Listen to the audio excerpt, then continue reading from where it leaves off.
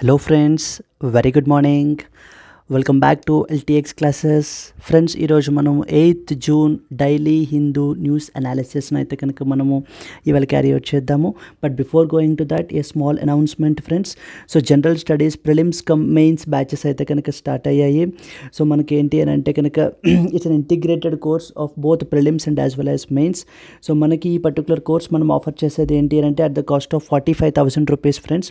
But as a summer block buster offer కింద మనం ఏంటి అని అంటే కనుక ఇది 27,000 రూపీస్కి మనం ఆఫర్ చేస్తున్నాం అనమాట. సో దీని యొక్క వ్యాలిడిటీ వచ్చేసి again it's a life time validity friends. మీకు ఎక్కడ లేనట్టు విధంగా మనకి ఏంటి అని అంటే మనము లైఫ్ టైం వ్యాలిడిటీ అయితే కనుక ప్రొవైడ్ చేస్తూ ఉన్నాం అనమాట. అయితే ఈ పర్టికులర్ ఆఫర్ అనేటువంటిది ఓన్లీ టిల్ 15th జూన్ వరకు మాత్రమే మనకి అప్లికేబుల్ ఫ్రెండ్స్ మనకి. ఓకేనా? ఈ పర్టికులర్ కోర్స్ గురించి కానివ్వండి, ఇంకేమైనా ఇనిషియేటివ్స్ గురించి కానివ్వండి, మీకు ఏ విధమైన డౌట్స్ ఉన్నా కూడా you can contact to this particular number and clear all your doubts and take this early bird offer. Okay nandi? Yes. Done. Can we start today our 8th June daily Hindu news analysis? Before going to that, friends, మనం ఏంటి అని అంటే కనుక everyday Delhi edition of Hindu news పేపర్ని మనం తీసుకుని దాంట్లో ఉన్నటువంటి యూపీఎస్సీ రిలేటెడ్ పర్స్పెక్టివ్లో ఇంపార్టెంట్ అయినటువంటి ఆర్టికల్స్ని అనలైజ్ చేస్తాము. ఓకేనా? So let's go to the first important article. Reserve Bank of India keeps repo rate unchanged, raises the GDP forecast to 7.2%. So రీసెంట్గా మనకి ఏంటి అని అంటే కనుక ఈ యొక్క మానిటరీ పాలసీ రివ్యూ మీటింగ్ అయితే కనుక జరిగింది. ఈ యొక్క meeting after this particular meeting repo rate వచ్చేసి ఏంటి అని అంటే they kept it unchanged at 6.5% దగ్గరే మనకైతే ఉంచడం అయితే జరిగింది. ఓకేనా? అది ఈ పర్టికులర్ ఆర్టికల్ గురించి అనమాట. బట్ మనం డైరెక్ట్ ఆర్టికల్లోకి జంప్ అయిపోం కదండి ఎప్పుడు కూడాని. ఓకేనా? సో దిస్ మనకి ఇదేంటి అని అంటే GS paper 3 economy, Indian economy లోకి మనకి ఏంటి అని అంటే కనుక ఈ ఆర్టికల్లో అయితే కనుక మనకి ఆ సిలబస్ అండర్లోకి మనకైతే కనుక వస్తుంది ఫ్రెండ్స్. మనకి ఇది very very very important. So as far as RBI is concerned మనకి చాలా చాలా ఇంపార్టెంట్ అనమాట. ఓకేనా? We will start from the dead basic friends. We will start with first what is RBI and what are the some of the important points associated with RBI. Then the second one we will go to the monetary policy committee. అదే రాశారు చూడండి first లైన్లో, the monetary policy committee అని చెప్పేసి దాని గురించి మాట్లాడుకుంటాము. Third important point, what is repo rate, what is reverse repo rate, repo rate తగ్గించడం ఎందుకు, పెంచడం ఎందుకు, లేకపోతే రివర్స్ రెపో రేట్ తగ్గించడం ఏంటి, పెంచడం ఎందుకు, అది ఇన్ఫ్లేషన్ మీద ఎలా ఇంపాక్ట్ అవుతుంది అనేటువంటి సమ్ ఇంపార్టెంట్ పాయింట్స్ని మనం అయితే కనుక ఈ ఆర్టికల్లో డిస్కస్ చేయడం జరుగుతుంది. సో దట్ రేపటి రోజున మళ్ళీ మానిటరీ పాలసీ మీటింగ్ జరిగినప్పుడు కానివ్వండి, సో రెపో రేట్ తగ్గించారు లేదా పెంచారు అని అంటే you can see the impact అనమాట. ఓకేనా? ఫస్ట్ ఆఫ్ ఆల్ ఆర్బీఐ అంటే మనకు అర్థం ఏంటి అని అంటే కనుక రిజర్వ్ బ్యాంక్ ఆఫ్ ఇండియా అండి. ఓకేనా? Reserve bank of India is basically the name of is the full form of RBI అనమాట. ద ఫస్ట్ కొన్ని ఇంపార్టెంట్ పాయింట్స్ రాసుకుందాం. సో మనకి ఏంటి అని అంటే ఇది మన ఇండియా మొత్తంలోనే సెంట్రల్ బ్యాంక్ అనమాట మనకి రిజర్వ్ బ్యాంక్ ఆఫ్ ఇండియా అనేటువంటిది. అండ్ ఆల్సో మొత్తం అన్ని బ్యాంక్స్ని కూడా రెగ్యులేట్ చేసేటువంటిది కూడా మనకి రిజర్వ్ బ్యాంక్ ఆఫ్ ఇండియానే. So it is the India's central bank. It is the India's central bank, India యొక్క సెంట్రల్ బ్యాంక్ ఇది. అట్ ద సేమ్ టైం ఇంకేంటి, and regulates the banking sector in our country completely and regulates the banking system or banking sector అనమాట. So ఓకేనా అండి, banking system and as well as the banking sector వీటిని regulate చేసేటువంటిదే మనకి ఈ యొక్క reserve bank of India అనమాట. It is the India's central bank అని చెప్పేసి అంటారు. అలాగే మనం వాడుతూ ఉంటాం కదండి ఇండియన్ రూపీ, ద కరెన్సీ. ఆ కరెన్సీ యొక్క సప్లైని మెయింటైన్ చేసేది, కంట్రోల్ చేసేది అన్నీ కూడా మనకి ఈ ఆర్బీఐ అనమాట. అంటే సింపుల్ పాయింట్లో రాసుకోవాలి అని అంటే responsible for this particular body is responsible for the controlling, issuing, maintaining and even the supply of Indian rupee. ఓకేనా? సో మన యొక్క ఇండియన్ కరెన్సీ కూడా మనకి ఏంటి అని అంటే కనుక సో కంట్రోల్ చేసి రెగ్యులేట్ చేసేటువంటిది కూడా మనకి ఆర్బీఐ అనమాట. ఓకేనా? Then the next important point ఏంటంటే ఎప్పుడైనా గవర్నమెంట్కి డబ్బులు అవసరమయ్యాయి అనుకోండి, సో మరి గవర్నమెంట్కి అవసరం అవుతాయి కదా, ఎందుకంటే ఏదైనా వెల్ఫేర్ స్కీమ్స్కి కానివ్వండి, లేకపోతే ఏదైనా రోడ్స్ కన్స్ట్రక్షన్కి ఎనీ ఇన్ఫ్రాస్ట్రక్చర్ డెవలప్మెంట్ పర్పస్కి ఎప్పుడైనా గవర్నమెంట్కి డబ్బులు అవసరం అయ్యాయి అనుకోండి. సో అట్ టైమ్స్ మధ్య గవర్నమెంట్ ఏం చేస్తుంది అని అంటే కనుక మార్కెట్ నుంచి బారో చేసుకుంటుంది అనమాట. సో మార్కెట్ నుంచి బారో చేసుకునేటప్పుడు మరి ఊరికే ఎవరు ఇవ్వరు కదా. సో కాబట్టి బాండ్స్ని ఇష్యూ చేస్తుంది అనమాట. ఆ బాండ్స్ మీద ఏమొస్తాయి, ఇంట్రెస్ట్ అనేటువంటిది వస్తుంది. సో దట్ పీపుల్ అనేటువంటి వాళ్ళు మనకి ఏంటి అని అంటే ఈ బాండ్స్ని పర్చేస్ చేసుకుంటే కనుక సో మనకి ఇంట్రెస్ట్ అయితే కనుక వస్తుంది. సో గవర్నమెంట్కి డబ్బులు అయితే కనుక వస్తాయన్నమాట. సో వీటిని nothing but we call it as government bonds అంటారు, ఆర్ లేకపోతే జీసెక్ అంటారనమాట. జీసెక్ అంటే గవర్నమెంట్ సెక్యూరిటీస్ అని అర్థం. ఇలాగా ఆర్బీఐకి మనకి ఏంటంటే గవర్నమెంట్కి ఎప్పుడైనా డబ్బులు కావాల్సి వచ్చినా లేకపోతే గవర్నమెంట్ దగ్గర ఎప్పుడైనా ఎక్కువ డబ్బులు ఉన్నాయనుకోండి, అది ఇష్యూ చేసినటువంటి బాండ్స్ అన్నింటినీ కూడా వెనక్కి తీసేసుకోవాలన్నా అంటే the buying and as well as selling of these government bonds మొత్తం కూడా రెగ్యులేట్ చేసేది రిజర్వ్ బ్యాంక్ ఆఫ్ ఇండియానే. On behalf of the government, ఓకేనా, on behalf of the government of India. Okay, so the reserve bank of India so ఓకేనా issues the GSec అంటే government securities అని అర్థం. సో ఓకేనా, ఈవెన్ మొన్న అయితే పోర్టల్ కూడా అయితే లాంచ్ చేశారు. ఈవెన్ ద రిటైల్ ఇన్వెస్టర్స్ అంటే మీరు నేను కూడా మనం ఏంటంటే గవర్నమెంట్ బాండ్స్ని అయితే కనుక మనము పర్చేస్ చేసుకోవచ్చు అనమాట. ఇలా మనకి ఎవరు అమ్ముతారు, గవర్నమెంట్ తరపున ఆర్బీఐ అమ్ముతుందన్నమాట. మన దగ్గర నుంచి ఎవరు కొనుక్కుంటారు, అలాగే సో ద ఆర్బీఐయే మళ్ళీ గవర్నమెంట్ తరపున మళ్ళీ కొనుక్కోవడం కూడా జరుగుతుందన్నమాట. That is what is the government securities. అంటే కరెన్సీని మెయింటైన్ చేయాలన్నా, గవర్నమెంట్ సెక్యూరిటీస్ని ఇది చేయాలన్నా, అలాగే it maintains something called as forex. మన యొక్క ఫారిన్ రిజర్వ్స్ అన్నీ కూడా, ఇండియా యొక్క ఫారిన్ రిజర్వ్స్ అన్నిటినీ గురించి కూడా సో చూసుకునేటువంటిది మనకి ఏంటి అని అంటే రిజర్వ్ బ్యాంక్ ఆఫ్ ఇండియానే. ఓకేనా అండి. అయితే ఈ రిజర్వ్ బ్యాంక్ ఆఫ్ ఇండియా మరి ఎప్పుడు తన ఆపరేషన్స్ని స్టార్ట్ చేసింది, వెరీ విత్ ఇంపార్టెంట్ పాయింట్ అనమాట. So it commenced it's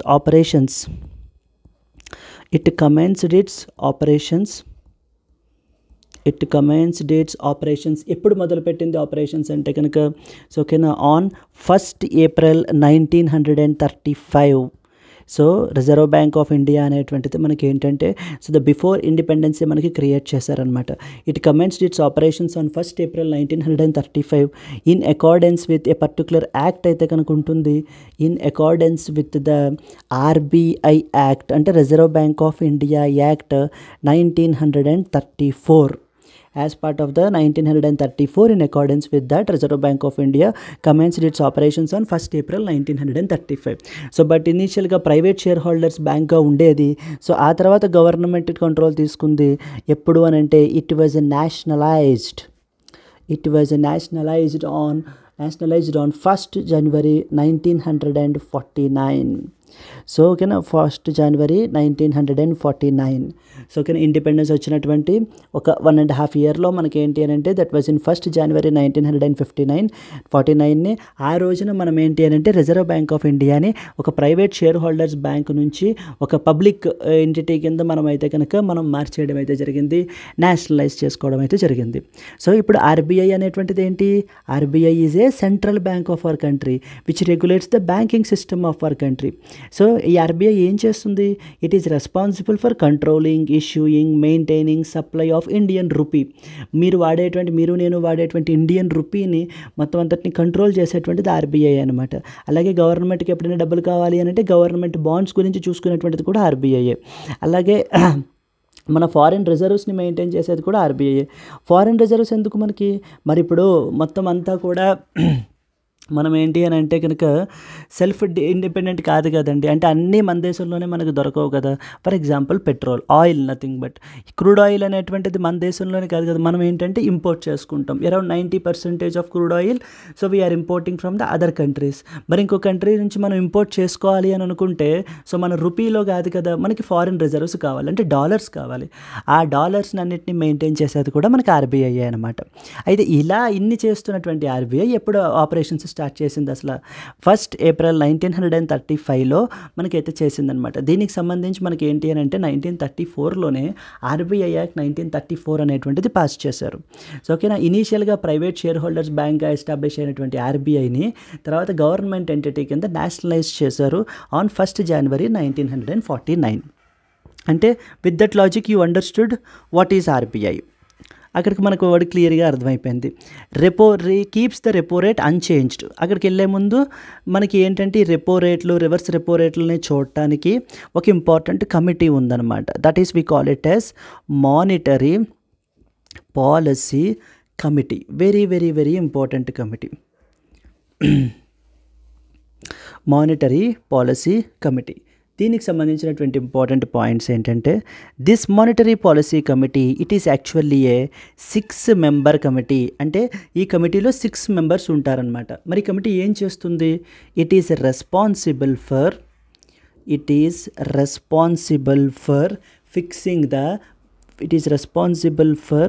fixing the bench mark interest rates. It is responsible for fixing the benchmark interest rates in our country. So మన కంట్రీలో bench mark interest rates in India ఎప్పుడు ఒకటే ఉంచలేం కదండి. Interest rates అన్నిటినీ కూడా depending upon the situations, depending upon the demand, depending upon the inflation and other market conditions. So మనకి ఏంటి అని అంటే ఈ యొక్క ఇంట్రెస్ట్ రేట్లు అనేటువంటివి చేంజ్ చేస్తూ ఉంటారనమాట. అంటే depending upon the market sentiments, mood ఎలా ఉంది, మనీ సప్లై ఎంత ఉంది అనేటువంటివి అన్ని ఆధారంలోకి తీసుకుని దెర్ ఆర్ డిఫరెంట్ ఫ్యాక్టర్స్. వాటన్నిటిని కూడా మనం కన్సిడరేషన్లోకి తీసుకుని మనకి ఏంటంటే ఈ ఇంట్రెస్ట్ రేట్స్ని ఫిక్స్ చేస్తారనమాట. ప్రియార్ టు 2016 అంటే 2016 కంటే కూడా ముందు ఏం జరిగేది అని అంటే ఈ యొక్క ఎంపీసీ కమిటీ అనేటువంటిదే లేదనమాట. Before 2016 RBI alone used to fix these particular interest rates. But in 2016 what happened is that so ఈ యొక్క ఇంకా ట్రాన్స్పరెన్సీని ఇంకా అకౌంటబిలిటీని పెంచాలి అని అంటే ఆర్బీఐ ఒక్కటే కూర్చుని ఇంట్రెస్ట్ రేట్లు డిసైడ్ చేయడం కాదు, గవర్నమెంట్ యొక్క రిప్రజెంటేషను, గవర్నమెంట్ యొక్క పార్టిసిపేషను కూడా ఉండాలి. So that both RBI and as well as central government so they both will fix the interest rates అని చెప్పి 2016లో మనకి ఈ యొక్క మానిటరీ పాలసీ కమిటీని అయితే తీసుకొచ్చారనమాట. ఓకేనా, అయితే ఈ 6-member కమిటీ అనుకున్నాం కదా. సో అంటే అప్పుడు మీకు అర్థమవుతుంది ఈ కమిటీలో ఎంతమంది ఉన్నారు, 6 members ఉన్నారు. ఈ 6 members లో 3 members, so 3 members from RBI నుంచి ఉంటారంట. 3 members ఫ్రమ్ ఆర్బీఐ. ఓకేనా అండి. అలాగే ఇంకొక 3 members 3 external members ఉంటారు. 3 external members ఉంటారనమాట. Nominated by central government are nominated by government of India. Nominated by the central government అయితే నామినేట్ చేస్తుంది. అయితే వీళ్ళ యొక్క టర్మ్ వచ్చేసి 4 years ఇస్ ద టెన్యూర్ అండి. 4 years తర్వాత వాళ్ళ టెన్యూర్ అయిపోతుంది. నామినేట్ చేస్తుంది కదా మరి మనకి గవర్నమెంట్. వీళ్ళ యొక్క టెన్యూర్ వచ్చేసి 4 years is basically the tenure. 4 years is the tenure for the people who are nominated by the government. 3 members are from the RBI. So ఈ 6 members కలిసి మానిటరీ పాలసీ కమిటీలో మెంబర్స్. అంటే monetary policy committee now has representation from both the reserve bank of India and also from the government of India. So this is what they have achieved in the year 2016. ఎలా చేశారు? ఆర్బీఐకి సంబంధించినటువంటి act ఏంటి? RBI act 1934. అదే కదా చూసాం ఇక్కడ. So మరి ఇప్పుడు ఈ చేంజ్ చేయాలి అని అంటే ఆర్బీఐ యాక్ట్ 1934ని అమెండ్ చేయాలి. అందుకని అమెండ్ చేశారనమాట. So the MPC monetary policy committee was created in 2016 by amending the RBI Act 1934. RBI Act 1934ని అమెండ్ చేసి so there will be something called as the monetary policy committee. ఎందుకు amend చేశారు? To bring the more transparency and as well as accountability. So transparency and as well as అకౌంటబిలిటీని పెంచడానికి మనకి ఏంటి అని అంటే కనుక ఈ యొక్క మానిటరీ పాలసీ కమిటీని అయితే కనుక క్రియేట్ చేయడం అయితే జరిగింది. ఇప్పుడు ఈ మానిటరీ పాలసీ కమిటీ ఏంటంటే 6 members కూడా. So the meetings of the MPC held at least 4 times A year జరుగుతూ ఉంటాయన్నమాట. 4 times ఏ ఇయర్ జరుగుతూ ఉంటాయి. వీళ్ళు ఏంటి అని అంటే మానిటరీ పాలసీ రివ్యూ చేస్తారు, ఆ మీటింగ్ పెట్టుకుంటారు. అప్పుడు ఆ మీటింగ్లో ఇంట్రెస్ట్ రేట్స్ని ఏం చేయాలి, ఎలా ట్వీక్ చేయాలి, పెంచాలా తగ్గించాలా, పెంచితే పరిస్థితి ఏంటి, తగ్గిస్తే పరిస్థితి ఏంటి, ఏం జరుగుతుంది అనేటువంటి విషయాలన్నీ కూడా వీళ్ళు ఏంటి అని అంటే కనుక ఇక్కడ డిస్కస్ చేసుకుంటారనమాట. అయితే ఈ యొక్క మానిటరీ పాలసీని కమిటీని ఉండాలి అని చెప్పి రకరకాల కమిటీస్ ఆల్రెడీ కమిటీస్ రికమెండ్ చేశాయండి. Various committees recommended for the constitution of MPC అనేటువంటిది ఉండాలి అని చెప్పి మనకి ఏంటి అని అంటే రకరకాల కమిటీస్ రికమెండ్ చేశాయన్నమాట. Constitution of MPC like for instance we have something called as Urjit Patel. So ఓకేనండి, we have something called as Urjit Patel committee of 2013. That was the latest committee. ఓకేనా, 2013. ఈ కమిటీ ఏం చేసింది, ఒక ఎంపీసీ అనేటువంటిది ఒక బాడీ ఉండాలి, వీళ్ళు ఈ దేశంలో ఉన్నటువంటి ఇంట్రెస్ట్ రేట్స్ని కంట్రోల్ చేయడానికి పర్టికులర్ బాడీ. అప్పటిదాకా ఆర్బీఐ చేస్తుంది. So but latest create a body for more transparency and accountability. అందుకని ఈ యొక్క కమిటీ రికమెండేషన్స్ అన్నీ యాక్సెప్ట్ చేసి 2016లో మానిటరీ పాలసీ కమిటీని కాన్స్టిట్యూట్ చేశారు. ఈ మానిటరీ పాలసీ కమిటీ వాళ్ళు ఏంటి అని అంటే కనుక ప్రతి 2 నెలలకు ఒకసారి లేకపోతే 3 నెలలకు ఒకసారి మానిటరీ పాలసీ రివ్యూ మీటింగ్ అనేటువంటిది చేసుకుంటారనమాట. చేసుకుని అప్పుడు ఇంట్రెస్ట్ రేట్స్ని చెప్తూ ఉంటారు. ఇది ఈ ఆర్టికల్కి సంబంధించిన, అందుకని ఈ ఆర్టికల్లో చూడండి, RBI keeps repo rate unchanged. So ఓకేనా అని చెప్పి డిసైడ్ చేశారు. ఇక్కడ ఫస్ట్ పారా చూడండి, the monetary policy committee of the RBI on Friday decided to keep the repo rate unchanged at 6.5%. ఈ రెపో రేట్ని పక్కన పెట్టేయండి. ఓకేనా, the decision is taken at the MPC's meeting. Monetary policy committee యొక్క మీటింగ్లో ఈ యొక్క డెసిషన్ అయితే తీసుకున్నారు అని చెప్పేసి మనకైతే ఆర్టికల్ అయితే చెప్తుంది. If you are clear with that particular aspect also, now it's the time to go little bit more technical. That is what is repo rate. What is repo rate? అసలు repo rate అంటే అర్థం ఏంటి అసలు? ఓకేనా, repo rate it kept the repo rate unchanged at 6.5% అంటే so మనకి ఎలా తెలుస్తుంది? యాజ్ ఎన్ ఇండివిజువల్గా ఇప్పుడు నేను ఒక ఇల్లు కొనుక్కుందాం అనుకుంటున్నాను, ఒక హౌస్ పర్చేస్ చేద్దాం అనుకుంటున్నాను, ఒక హోమ్ లోన్ పెట్టుకుందాం అనుకుంటున్నాను. మరి ఇప్పుడు నాకు ఈ మీటింగ్ చెప్పినటువంటి రెపో రేట్ చెప్పినటువంటిది ఇంట్రెస్ట్ రేట్లు ఇవి కూడా ఒకవేళ పెరిగాయి అంటే ఏంటి పరిస్థితి, నాకు తగ్గాయి అంటే ఏంటి పరిస్థితి, నేను ఏం చేయాలి అనేటువంటిది నేను ఇన్ఫార్మ్డ్ డెసిషన్ తీసుకోవడానికి కూడా నాకు ఏంటంటే ఇవి ఉపయోగపడుతూ ఉంటాయన్నమాట. సో కాబట్టి ఏంటంటే మొత్తం ఇండియా మొత్తం చూస్తూ ఉంటుంది ఈ యొక్క మానిటరీ పాలసీ కమిటీ వాళ్ళు చేసినటువంటి రివ్యూ మీటింగ్స్ అన్నిటినీ కూడా. సో యాజ్ ఎ యూపీఎస్సీ పర్స్పెక్టివ్లో మనకి ఇంకా బాగా తెలియాలన్నమాట. So in that context what is repo rate? అసలు రెపో రేట్ అంటే ఏంటి?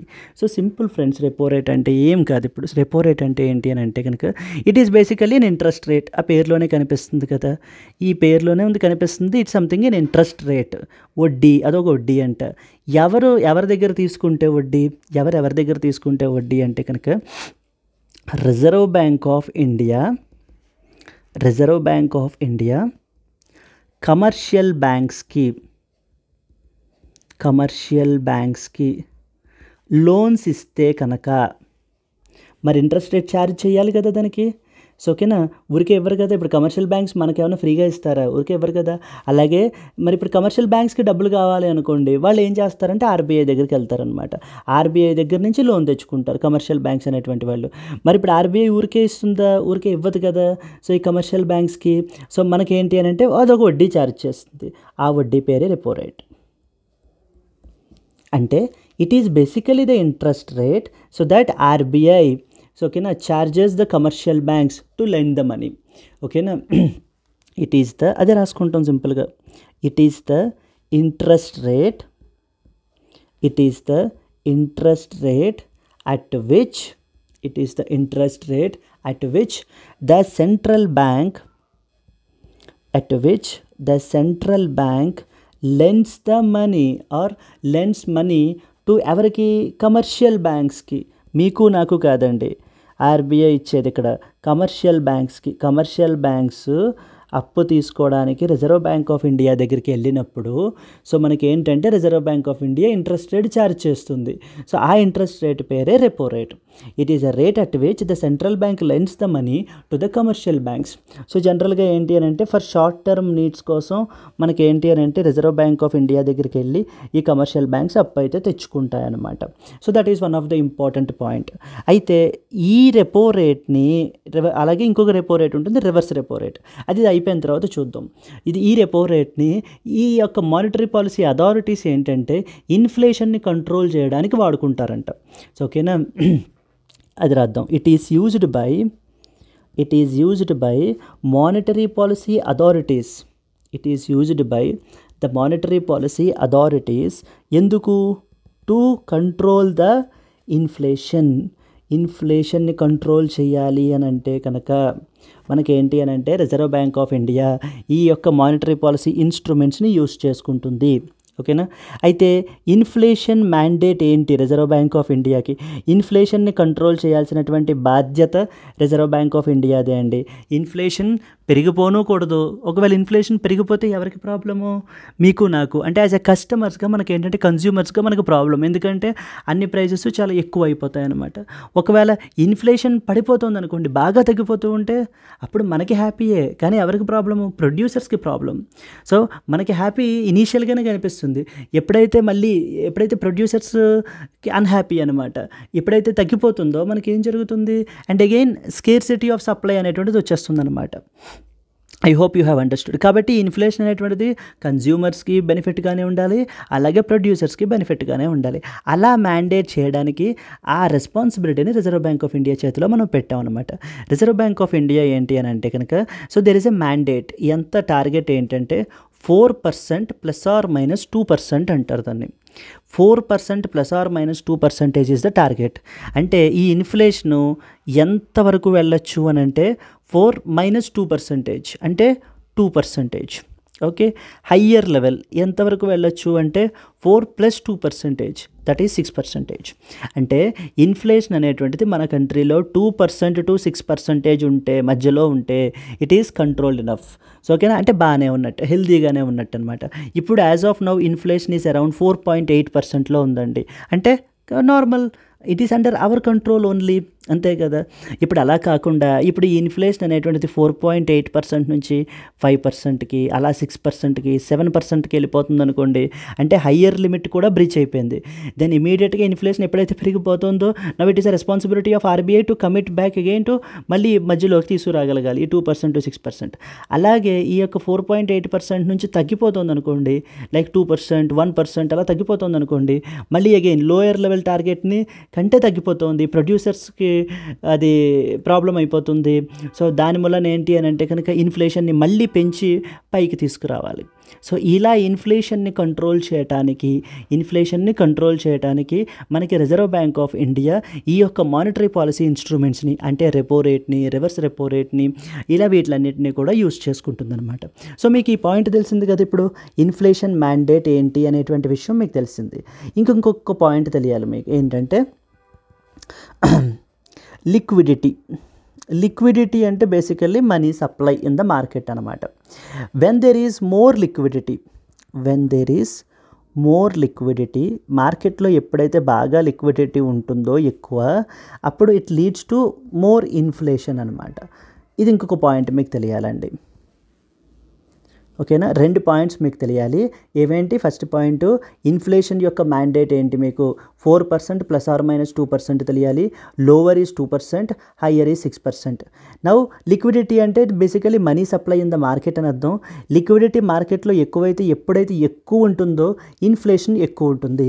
లిక్విడిటీ తగ్గిస్తే ఇన్ఫ్లేషన్ తగ్గుతుంది. ఈ విషయాలు మీకైతే అర్థం కావాలి, చాలా ఇంక ఇవి మైండ్లో పెట్టేసుకోవాలన్నమాట. ఎందుకంటే ఈ పాయింట్స్ మీదే నెక్స్ట్ వచ్చేటువంటి పాయింట్స్ మనం డిస్కస్ చేయడం జరుగుతుంది. ఓకేనా? ఈ పాయింట్స్ మీదే మనం నెక్స్ట్ వచ్చేటువంటి పాయింట్స్ని డిస్కస్ చేయడం జరుగుతుందన్నమాట. సరే, ఇప్పుడు మీకు రెపో రేట్ అంటే ఏంటో అర్థమైంది కదా. రెపో రేట్ అంటే ఏంటి? It is basically the interest rate that is charged by reserve bank of India while lending the money to commercial banks. అంటే కమర్షియల్ బ్యాంక్స్ ఆర్బీఐ దగ్గర నుంచి అప్పు తెచ్చుకోవాలి అని అంటే ఇదిగో ఈ రేటుకి తెచ్చుకుంటారనమాట. ఓకేనా అండి? అక్కడికి మీకు క్లారిటీ ఉంది.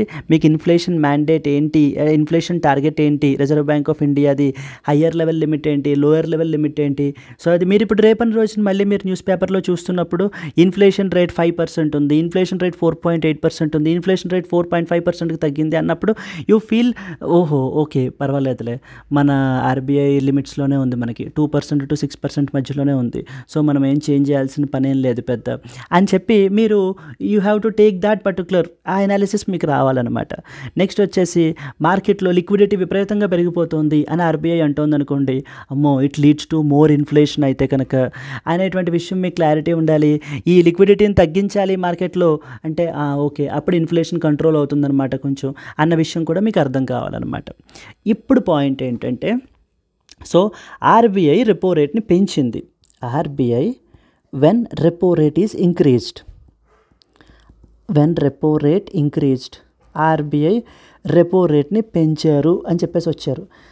అంటే ఇక్కడ అన్చేంజ్డ్ టు 6.5%, అలా కాకుండా పెంచారు అనుకోండి. For example let's say 7% or 8% హైపోథెటికల్గా. ఓకేనా? ఆర్బీఐ రెపో రేట్ని పెంచారు. ఆర్బీఐ రెపో రేట్ పెంచితే ఏం జరుగుతుందంట చూడండి. రెపో రేట్ షార్ట్ కట్స్లో రాసేద్దాము. రెపో రేట్ ఇంక్రీజ్ అయ్యింది, సరే ఓకే. మరి రెపో రేట్ ఇంక్రీజ్ అయినప్పుడు ఇప్పుడు ఎవరికి ఫస్ట్ నష్టం? మరి ఇప్పుడు రెపో రేట్ వడ్డీ రేట్లు పెంచేశారంట రెపో రేట్ని. అప్పుడు ఆర్బీఐ దగ్గర నుంచి ఎవరు మనీ తెచ్చుకుంటారు అప్పు కింద? కమర్షియల్ బ్యాంక్స్ తెచ్చుకుంటారు.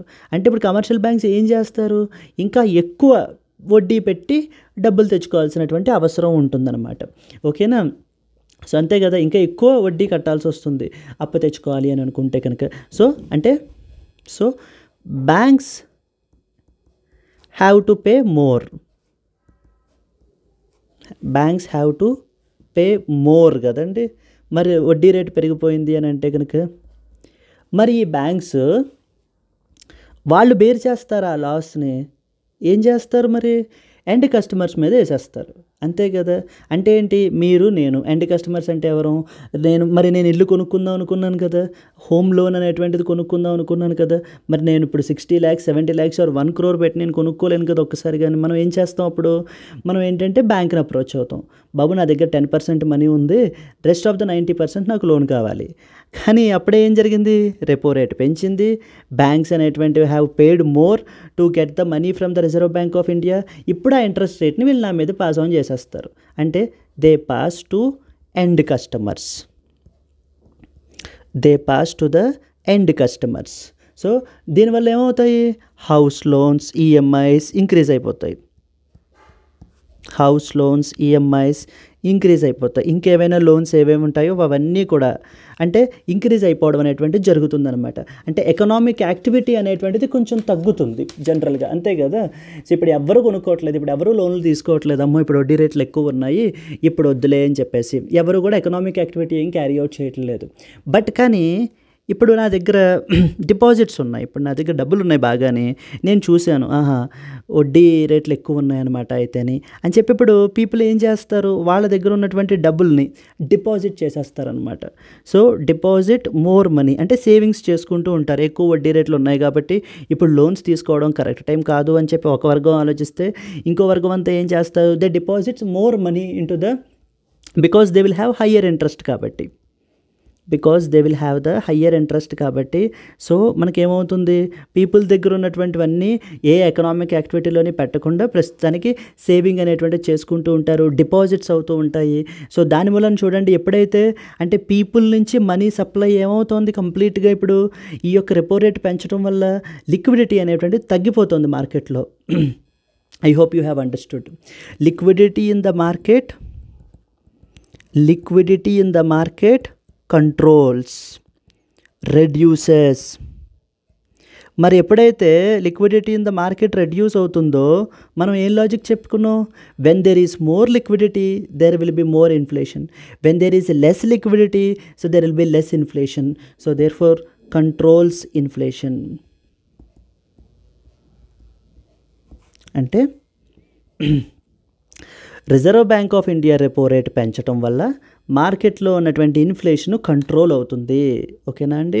అంటే there are various other factors అండి. ఇదంతా కూడా ఇదే లైన్లో ఉండాలి అని కాదు. There are other various factors, market conditions, but this is the general idea.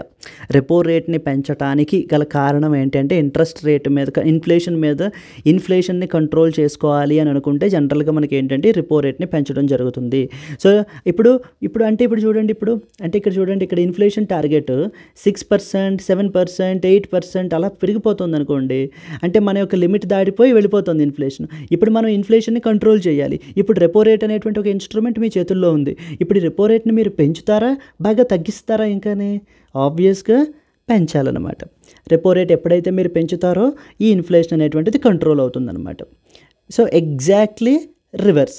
So you should understand that to control the inflation, so generally RBI increases the repo rate. Then the next step, when repo rate is decreased,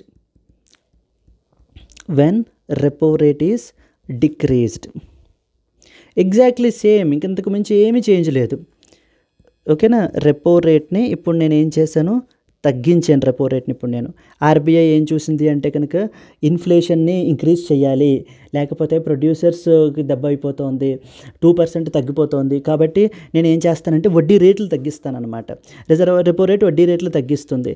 so then ఎప్పుడైతే repo rate తగ్గిస్తారో, so the banks will also pay less.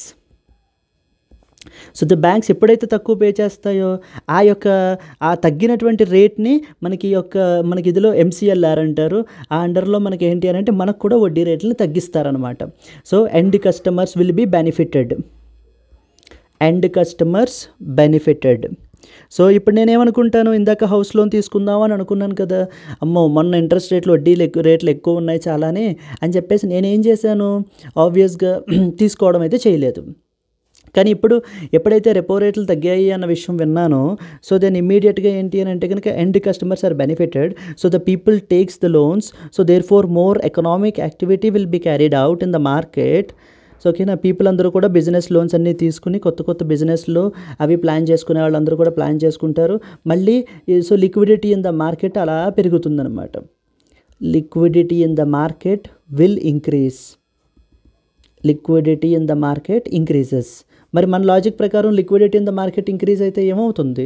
When there is more liquidity, more inflation. So obviously it result in increasing the inflation.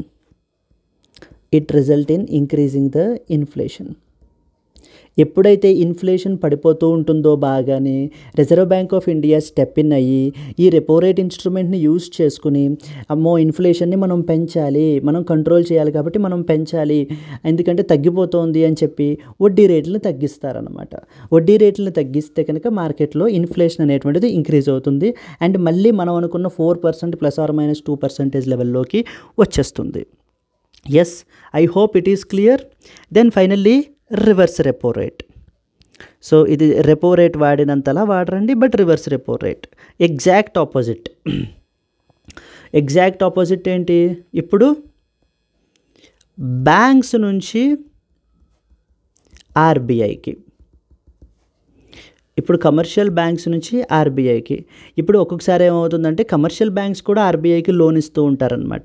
So మరి అప్పుడు banks కూడా ఊరికే ఇవ్వరు కదా. So they will also charge some interest rate, right? That is what is reverse repo rate.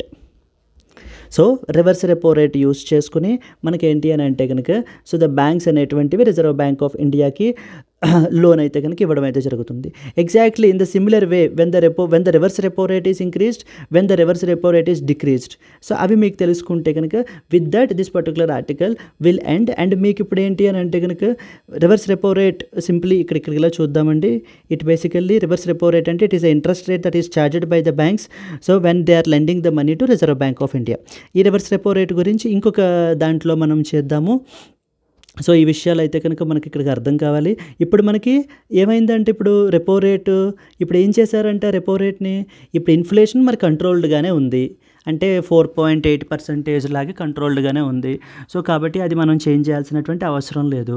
Economic growth కూడా బాగానే ఉంది. So మరి ఎకనామిక్ గ్రోత్ బాగానే ఉంది, ఇన్ఫ్లేషను బాగానే ఉన్నప్పుడు ఇప్పుడు రెపో రేట్ని చేంజ్ చేయాల్సినటువంటి అవసరం లేదు అన్న ఉద్దేశంలో so they kept it unchanged అనమాట. సో అందుకని ఏంటి అంటే రెపో రేట్ని చేంజ్ చేయకుండా ఎగ్జిస్టింగ్ వాల్యూ ఏదైతే ఉందో ఆ 6.5%కి స్టిక్ అయిపోయారు. I hope it is clear. ఇప్పుడు రేపన్న రోజున మళ్ళీ మార్కెట్లో ఇన్ఫ్లేషన్ అనేటువంటిది విపరీతంగా పెరిగిపోతుంది. మార్కెట్లో ఇన్ఫ్లేషన్ అనేటువంటిది విపరీతంగా పెరిగిపోతుంది అనుకోండి. సో దాన్ని మళ్ళీ ఆర్బీఐ స్టెప్ ఇన్ చేయాలి కదా. ఇన్ఫ్లేషన్ ఎప్పుడైతే పెరిగిపోతుందో మరి ఆ ఇన్ఫ్లేషన్ని కంట్రోల్ చేయాలి. మరి ఆ ఇన్ఫ్లేషన్ కంట్రోల్ చేయాలి అని అంటే కనుక ఇప్పుడు మరి చేతిలో ఉన్నది ఏంటి, మరి రెపో రేటే. ఇప్పుడు ఇన్ఫ్లేషన్ని కంట్రోల్ చేయాలి అని అంటే రెపో రేట్ని పెంచాలా తగ్గించాలా? చూడండి, మీకు తెలియకపోతే చూడడమే. రెపో రేట్ని పెంచాలా తగ్గించాలా? రెపో రేట్ని ఇదిగో ఇన్ఫ్లేషన్ని కంట్రోల్ చేయాలంట. ఇదిగో ఇన్ఫ్లేషన్ బాగా పెరిగిపోతుంది. So we have to control the inflation. So then repo rate ఏమవుతుంది? Repo rate will increase. అలా కాకుండా ఇన్ఫ్లేషన్ బాగా తగ్గిపోతుంది. సో మరి అప్పుడు పెంచాలి. మరి అప్పుడు ఏం చేయాలి? Repo rate will decrease. So repo రేట్లు తగ్గించుకుంటే మీకు ఇన్ఫ్లేషన్ అనేటువంటిది ఇంక్రీజ్ అవుతుంది. This is how for every 2 months or 3 months monetary policy meeting జరిగిన తర్వాత depending upon first of all అడిగే క్వశ్చన్ ఇన్ఫ్లేషన్ పరిస్థితి ఏంటి, ఎలా ఉంది. సెకండ్ క్వశ్చన్ ఎకనామిక్ గ్రోత్ పరిస్థితి ఏంటి, ఎలా ఉంది. సో గ్రోత్ అనేటువంటిది పెరుగుతుందా తగ్గుతుందా అంటే ఏంటంటే సో జనరల్లీ ఈ 2 things ఉంటాయండి మనకి. ఈ 2 things ఉంటాయి. The first one is economic growth and the second thing is inflation. ఇప్పుడు మన కంట్రీకి ఏంటి అని అంటే ఇన్ఫ్లేషన్ ఒక్కటి కన్సిడర్ చేస్తే సరిపోదన్నమాట. ఎకనామిక్ గ్రోత్ని కూడా కన్సిడరేషన్లోకి తీసుకోవాలి. కాకపోతే ఇక్కడ బిగ్గెస్ట్ కాన్ఫ్లిక్ట్ ఏమొచ్చింది అని అంటే కనుక ఎకనామిక్ గ్రోత్, ఎకనామిక్ యాక్టివిటీస్ ఎప్పుడైతే పెరుగుతూ ఉంటాయో ఇన్ఫ్లేషన్ కూడా పెరిగిపోతూ ఉంటుందన్నమాట. సో అంటే కరస్పాండింగ్గా with respect to economic growth inflation కూడా పెరుగుతూ ఉంటుంది. This was exactly the UPSC pre question అండి. ప్రిలిమ్స్లో అడిగారనమాట. So what happens, which of the following, what is the relationship between economic growth and as well as inflation? When the economic growth is increased, it is direct conflict with inflation అనమాట. Economic growth పెరగటం వల్ల inflation అనేటువంటిది పెరిగిపోతుంది. So కాబట్టి ఏంటి, ఇప్పుడు మనకి growth కావాలి, ఇన్ఫ్లేషను కావాలి. ఈ రెండింటిని బ్యాలెన్స్ చేస్తూ రిజర్వ్ బ్యాంక్ ఆఫ్ ఇండియా తన యొక్క మానిటరీ పాలసీ డెసిషన్స్ని తీసుకోవాలన్నమాట. సో కాబట్టి ఇప్పుడు వీళ్ళు చూస్తున్నారు ఏంటి, ఇన్ఫ్లేషన్ పరిస్థితి ఏంటి, బాగానే ఉంది, సమ్వేర్ అరౌండ్ 4.8%. సో ఇన్ఫ్లేషన్ బాగానే ఉంది. ఎకనామిక్ గ్రోత్ పరిస్థితి ఏంటి, జీడిపి ఫోర్కాస్ట్ కూడా బాగానే ఉంది, సమ్ అరౌండ్ 7.2% గ్రోత్ ఫోర్కాస్ట్ అయితే ఉంది. అంటే because of due to normal monsoon కానివ్వండి, సో ఈ రీజన్స్ వల్ల మనకి ఏంటంటే కనుక ఎకనామిక్ గ్రోత్ కూడా బాగానే ఉంది. మరి ఎప్పుడైతే ఎకనామిక్ గ్రోత్ బాగానే ఉండి ఇన్ఫ్లేషన్ బాగానే ఉంటే దేర్ ఈజ్ నో పాయింట్ కదా in tweaking repo rate. So ఎప్పుడైతే ఇప్పుడు ఎకనామిక్ గ్రోత్ బాగా పెరిగిపోతే ఇన్ఫ్లేషన్ పెరిగిపోతుంటే then immediately you have to step in. అలా కాకుండా ఇన్ఫ్లేషన్ బాగా తగ్గిపోతూ ఉంటే then you have to step in. రెండు ఎప్పుడైతే బాగానే ఉన్నాయో దెర్ ఈజ్ నో పాయింట్ కదా. అందుకని వాళ్ళు కూడా ఆలోచించి ఏంటంటే so they kept the repo rate unchanged. So taking the consideration into these 2 factors. కాబట్టి మనకి ఏంటి అని అంటే ఈ రకమైన క్వశ్చన్స్ అడుగుతూ ఉంటారండి. అప్లికేషన్ బేస్డ్ క్వశ్చన్స్ అడుగుతూ ఉంటారు. Which of the following will happen when the repo rate is increased, which of the following will happen when the repo rate is decreased. So ఓకేనా, consider the following statements about monetary policy committee. So okay, ఎప్పుడు create అయింది ఏంటి అనేటువంటి questions already ఎప్పుడు create అయింది ఏంటి అనేటువంటివి 2017లో 2018లో 2019లో already అడిగేస్తారు. So ఇప్పుడు కొత్తగా ఏంటంటే ఇప్పుడు అప్లికేషన్ బేస్డ్ అనమాట. రెపో రేట్ పెంచితే పరిస్థితి ఏంటి, రెపో రేట్ తగ్గిస్తే పరిస్థితి ఏంటి, ఇన్ఫ్లేషన్ కంట్రోల్ చేయాలి అని అంటే ఏ ఇన్స్ట్రుమెంట్స్ని యూస్ చేయొచ్చు, ఇన్ఫ్లేషన్ బాగా మార్కెట్లో ఉంది, రెపో రేట్ పెంచుతారా తగ్గిస్తారా, ఇలా అప్లికేషన్ బేస్డ్ క్వశ్చన్స్ అయితే కనుక మనం ఎక్స్పెక్ట్ చేయొచ్చు అనమాట. సో ఓకేనా అండి, ఇంకొకసారి ఒకవేళ మీకు అర్థం కాకపోతే మళ్ళీ వినండి. So you will definitely understand. చాలా సింపుల్ లాజిక్. ఓకేనా, ఇప్పుడు సో దట్ ఇప్పుడు రెపో రేట్లు తగ్గించారు బాగా అంటే ఇప్పుడు నేను ఇల్లు కొనుక్కోవచ్చా కొనుక్కోకూడదా. సో రెపో రేట్లు ఎప్పుడైతే బాగా తగ్గించారు అని అన్నప్పుడు సో బ్యాంక్స్కి కూడా చీప్ క్రెడిట్ వస్తుంది. మరి ఆ చీప్ క్రెడిట్ వచ్చినప్పుడు వాళ్ళు కూడా నాకు చీప్ క్రెడిట్ ఇస్తారు, తక్కువ వడ్డీకే నాకు లోన్లు ఇస్తారు అంటే నేను తీసుకోవచ్చు. సో కాబట్టి నేను ఏంటంటే ఈ మానిటరీ పాలసీ రివ్యూ మీటింగులు చూసుకుంటూ ఉంటానన్నమాట. సో చూసుకుంటూ ఉండి ఏం చేస్తాను, రెపో రేట్ పెరిగిందా తగ్గిందా, సో తగ్గింది అనగానే okay then I will take ఇది తీసుకుంటానమాట. రెపో రేట్లు బాగా పెంచేస్తున్నారు అని చెప్పేసి వచ్చింది అనుకోండి, నేను అస్సలు టచ్ చేయను. ఎందుకంటే నాకు ఎక్కువ అయిపోతుంది, వడ్డీ రేట్లు ఎక్కువ అయిపోతాయి, నేను ఎక్కువ పే చేయాల్సి వస్తుంది. సో కాబట్టి ఏంటంటే let's wait until it is normalised. So ఇప్పుడు పరిస్థితి ఏంటి, అన్చేంజ్డ్. సో ఎటువంటి చేంజ్ లేదు. So then I can carry forward అనమాట. మనం ఏం చేయాలి అనుకుంటున్నాం అనేటువంటి ఎకనామిక్ యాక్టివిటీస్ని మనం కంటిన్యూ చేసుకోవచ్చు. అండ్ ఇది యొక్క ఆర్బీఐ రెపో రేట్లు డైరెక్ట్ ఇంపాక్ట్ స్టాక్ మార్కెట్స్ మీద ఉంటాయన్నమాట మనకి. ఓకేనా. సో కాబట్టి ఏంటంటే ఎవ్రీథింగ్ ఈజ్ ఇంటర్లింకింగ్ అండి ఎకానమీలో. ఇప్పుడు నేను చెప్పినటువంటి ఈ ఫ్లో ఒక్కటే కాదు, దేర్ ఆర్ వేరియస్ ఫ్యాక్టర్స్. ఓకేనా, అవన్నీ కన్సిడరేషన్లోకి తీసుకున్నాకనే అప్పుడు మనకి ఏంటి అని అంటే వీళ్ళు డెసిషన్ అనేటువంటిది తీసుకుంటారు.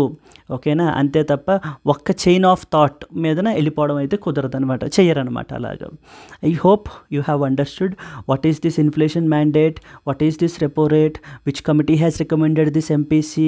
So what are the important points associated with RBI, and then followed by what happens when repo rate is increased, what happens when repo rate is decreased, what is reverse repo rate. So ఓకేనా, ఇన్ఫ్లేషన్ని control చేయాలంటే repo rate పెంచుతారా తగ్గిస్తారా, అలాగే ఇన్ఫ్లేషన్ని మీరు reduce చేయాలి అంటే again whether you how you tweak it, if you are an RBI governor how you tweak it. So ఓకేనా, మీరు ఆలోచించవచ్చు అనమాట ఆ రకంగానే. సో ఇప్పుడు రేపన్న రోజున మళ్ళీ డౌన్ ద లైన్ ఇన్ఫ్లేషను కంట్రోల్లోనే ఉంది, ఎకనామిక్ గ్రోత్ బాగానే ఉంది, ఫోర్కాస్ట్లోనే ఉంది అన్నప్పుడు మీరు ఇప్పుడు మిమ్మల్ని అడిగితే రెపో రేట్ని ఏం చేస్తారు, పెంచుతారా తగ్గిస్తారా అంటే నేను తగ్గించేస్తాను విపరీతంగా, నేను పెంచేస్తాను విపరీతంగా అని కాదనమాట. You have to take a balanced approach. So because వీళ్ళు తీసుకున్నటువంటి డెసిషన్స్ అనేటువంటివి ఏంటి అని అంటే కనుక చాలా రిపిల్ ఎఫెక్ట్ చాలా ఎక్కువ ఉంటుందన్నమాట మనకి మార్కెట్లో. Yes, I hope it is clear with this article. Can we go to the next article friends? ఇది ఒక్కటే మనకి పెద్దది, మిగతావన్నీ కూడా చిన్న చిన్న ఆర్టికల్సే. Okay, yes, let's go to the next article. Sheikh Hasina to be the first of the foreign leaders to arrive for the Modi's swearing in. ఓకేనా అండి.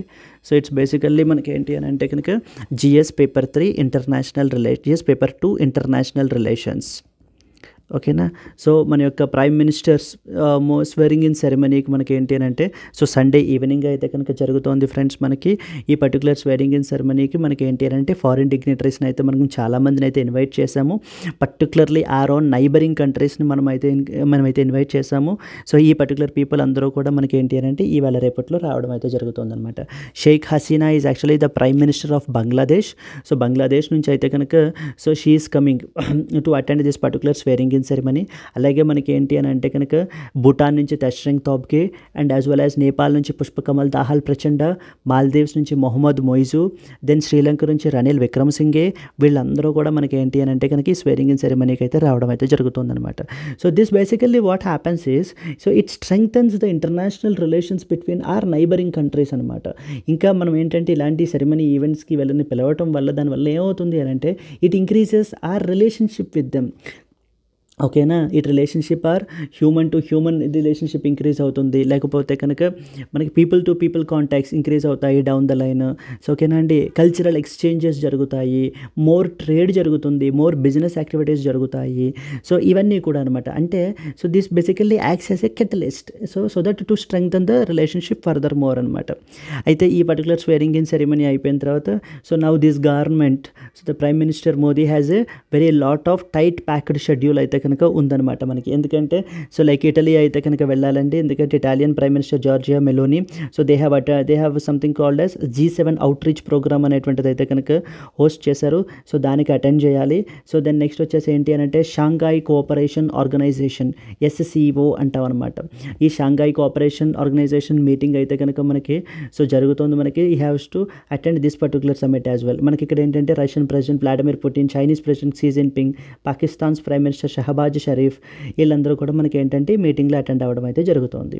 సో ఇన్ దిస్ కాంటెక్స్ట్ ఎవరెవరు వచ్చారు అనేటువంటిది ఎగ్జామ్ పాయింట్ ఆఫ్ వ్యూలో మనకి అవసరం లేకపోయినా ఇది ఏంటి అని అంటే కనుక మీరు ఇంటర్నేషనల్ రిలేషన్స్ బేస్డ్ క్వశ్చన్స్ అవి రాసేటప్పుడు recently these particular countries like prime minister, Bhutan, Nepal, so Bangladesh, they have been invited so that so these type of these things will increase the further more strengthen the relationship between between those two countries అని చెప్పి మనకి రాసుకోవడానికి అయితే కనుక మనకు ఉపయోగపడతాయి అన్నమాట.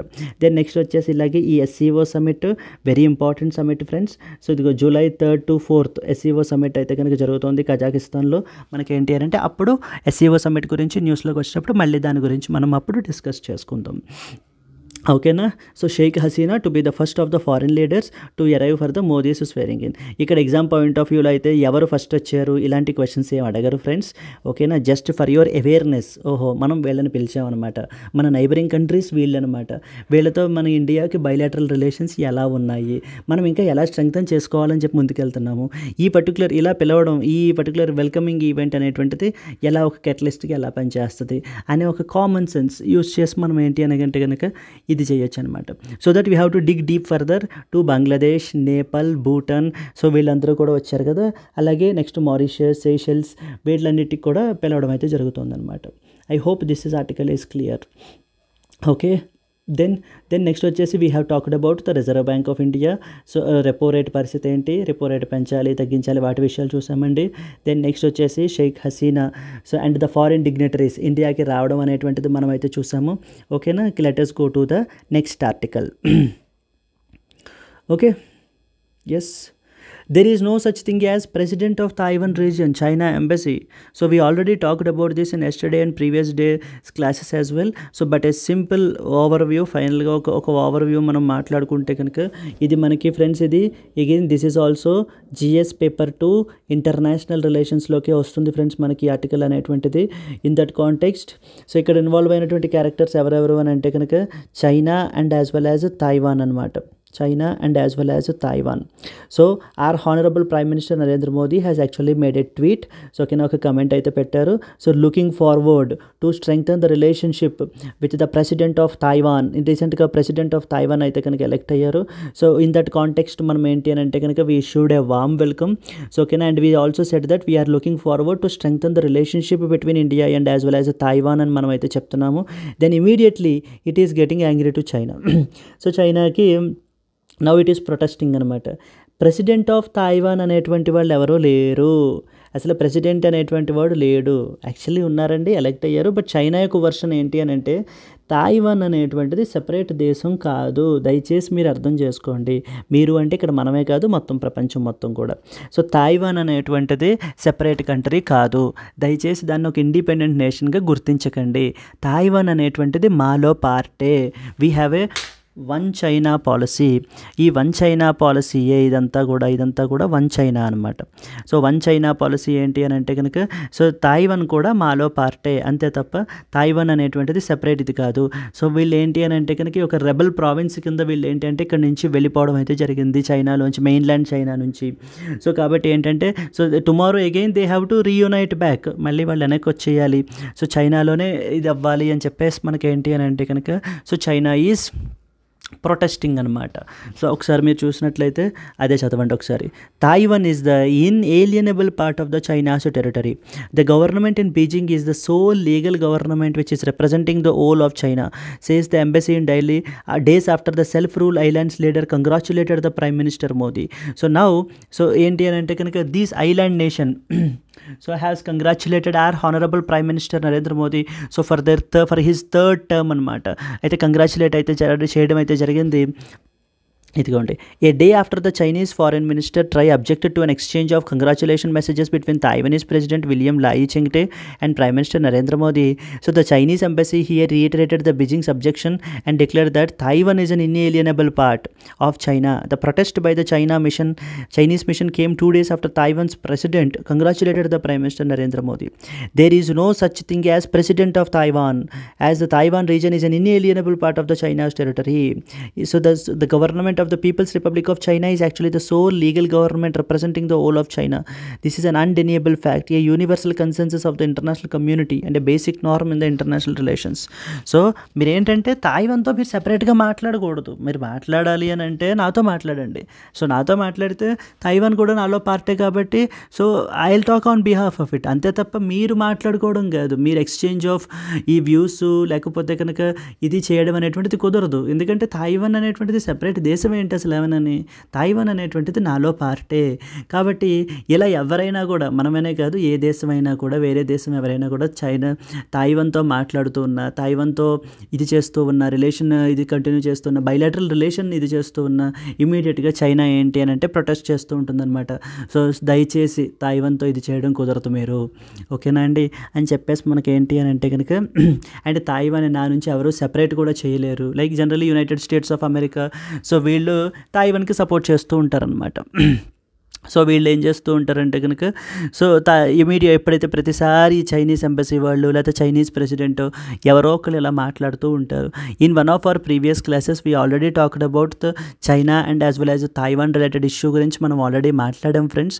ఒక్కసారి మీరు పాత వీడియోస్ మీరు ఒక్కసారి చూసినట్లయితే కనుక you will come to know, like Chiang Kai shek వచ్చేసి ఏంటి, మావ్ జిడాంగ్ ఏంటి, సో తాయివాన్ ఎప్పుడు వెళ్ళిపోయింది, సో ఓకేనా, సన్ యత్ సేన్ పరిస్థితి ఏంటి, సన్ యత్ సేన్ పరిస్థితి ఏంటి, ఇవన్నీ కూడా మనం ఏంటంటే అందులో డిస్కస్ చేయడం అయితే జరిగింది. So there is no point in discussing it again here కదా. So if you have already followed from the previous classes you will easily connect to it, else please watch the old videos as well. So this is another important article. So this time China and as well as Taiwan based issue is a very important article from the exam point of view friends, okay na. Then next వచ్చేసి we talked about this swearing in ceremony and as well as all these things. Then we talked about the Reserve Bank of India related monetary policy related decisions, okay na. Yes, I hope it is clear up till now. Then friends, ఇప్పటి నుంచి నేను రోజు చెప్తూనే ఉన్నాను, ఈ articles అన్నీ కూడా మనం ఏంటంటే యూపీఎస్సీ పర్స్పెక్టివ్లో ఉన్నటువంటివి పిక్ చేసుకుని వస్తున్నాము అనేటువంటిది. సో ద హిందూ అనేటువంటిది ఏంటి అని అంటే కనుక, so the main important source for the exam friends. But however you should understand here that only so 50 to 60% or even 40 to 50% మాత్రమే మనకి ఏంటి అని అంటే కనుక ది హిందూ నుంచి మనకి క్వశ్చన్స్ అయితే అడగడం అయితే జరుగుతుంది.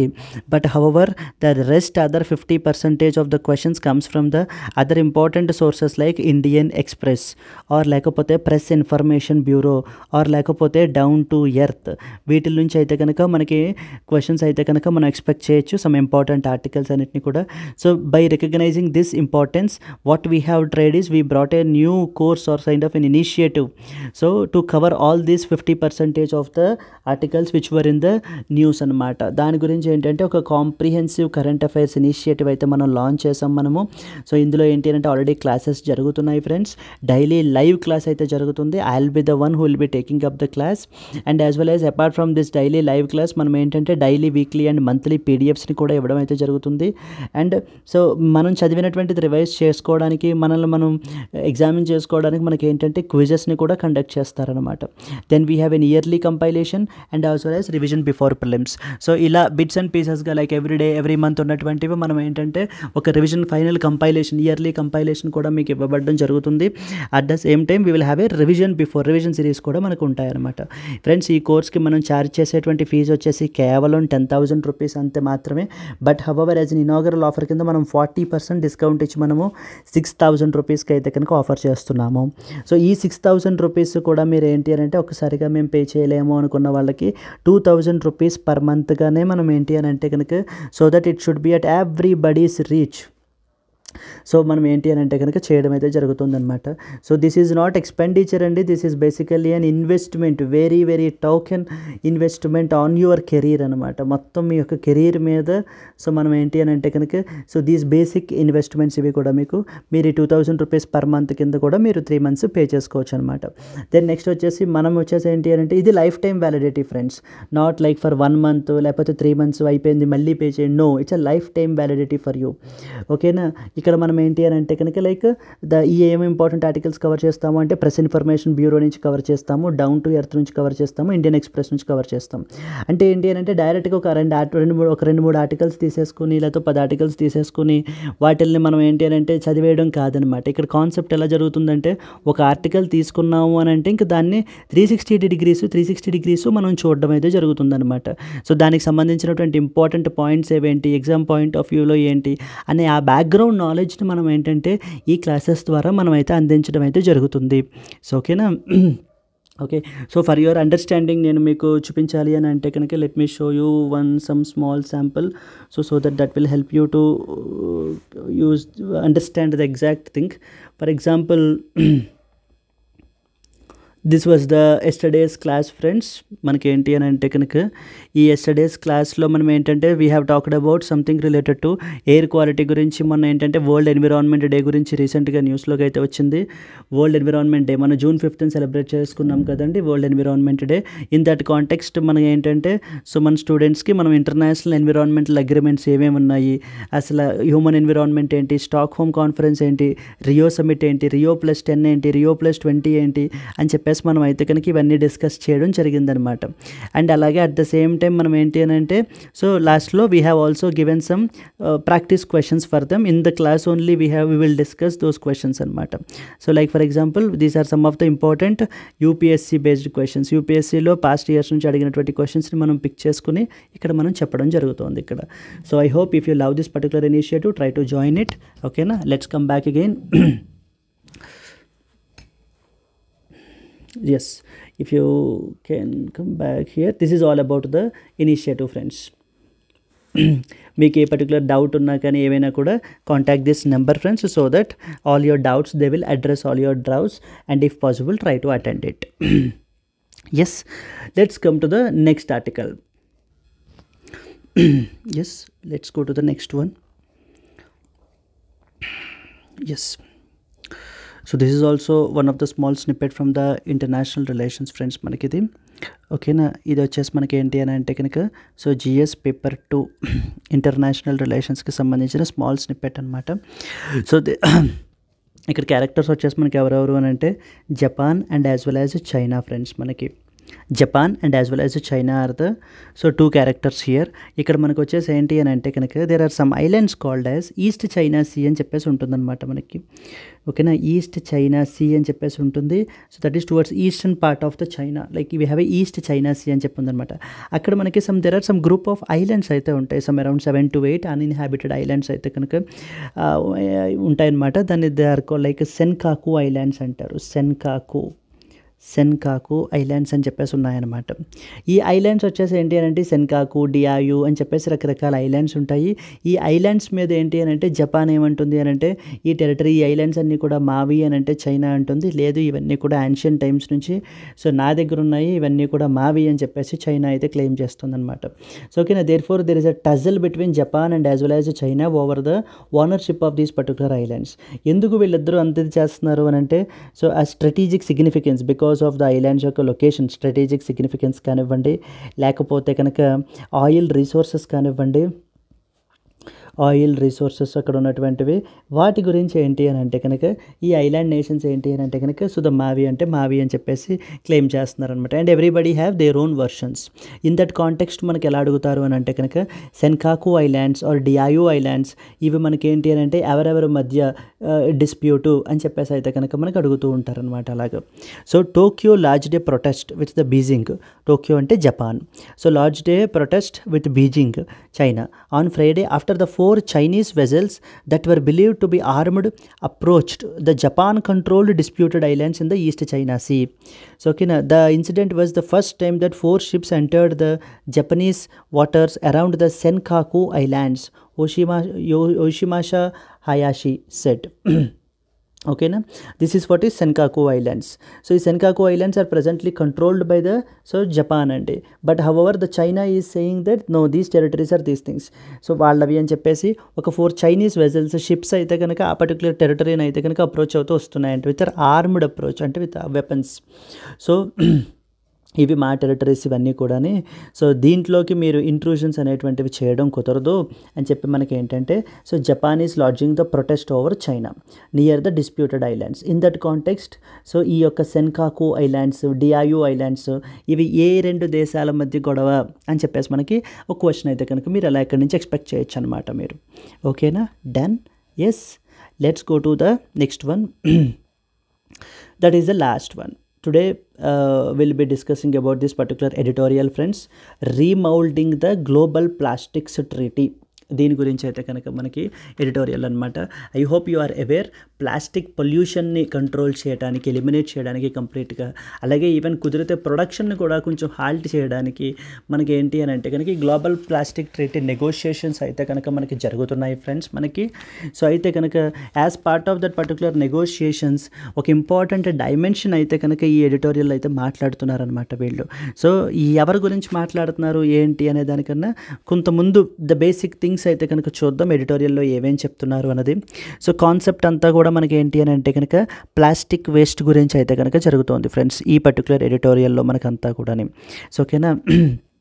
సో మనమే చూస్తున్నాం కదా, plastic covers, plastic water bottles కానివ్వండి, everything is now with plastic అయిపోయింది కదా. సో ఈ యొక్క ప్లాస్టిక్ వేస్ట్ వలన ప్లాస్టిక్ పొల్యూషన్ అనేటువంటిది కాజ్ అవుతుంది. సో దాని గురించి ఏంటి అని అంటే ఫస్ట్ ఇంట్రడక్షన్ కింద మనకి ఎలా రాస్తున్నారు అని అంటే వీళ్ళు, so there was one important report called as the global plastic outlook or global plastic waste అని చెప్పేసి మనకైతే కనుక ఇదైంది. So according to the a report called as global plastic outlook అనేటువంటి ఒక రిపోర్ట్ అయితే కనుక పబ్లిష్ చేశారు. It is published by a organization publish చేశారు అని అంటే OECD అంటారనమాట, organization for economic cooperation and development.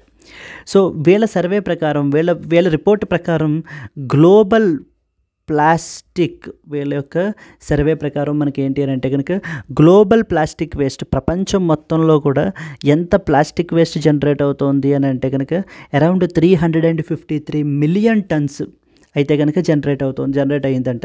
For example in 2019, so ఓకేనా, మొన్న 2019లో around 353 million tons of plastic waste అయితే కనుక మనకి సో జనరేట్ అయిందంట.